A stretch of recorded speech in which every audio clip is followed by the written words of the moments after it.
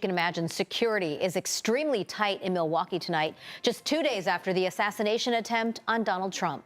For several law enforcement officers here in San Diego, former leaders, this is a familiar feeling. CBS 8's Steve Price reports the Republican National Convention came to San Diego just days after a horrific violent attack.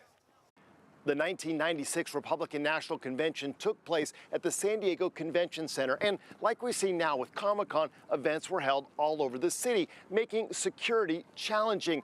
And at the time, tensions were high because just 2 weeks before the start of the convention, domestic terrorism, the bombing at Centennial Park in Atlanta. They shut down streets, called in extra officers, and kept protesters at a distance. Just to make sure there's no violence and that there's no property damage. Jerry Sanders was the police chief at the time, and he knew what was coming. Not the church, not the state. Women will decide their fate. Shame on you! The attacks on gay people in this platform are harsh and destructive. Protests and counter-protests, a lot of people with differing opinions. We knew it was going to be a tense situation. He says they started their security planning a year before the event even started. We worked with just about every community group, whether they agreed with us or not.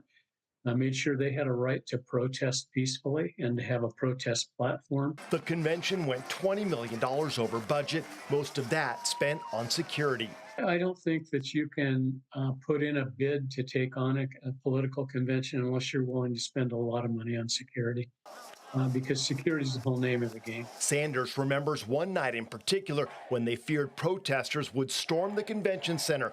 Fortunately, that didn't happen. Our officers are very calm, and we had some pretty energetic demonstrations at night and in front of the convention center, but everything was pulled off very well. I was really proud of the entire city. He says they had around 1,000 volunteers helping out, plus reinforcements from several federal agencies, everyone working together to show the nation why we're America's finest city. I'm not sure we made any arrests during the convention.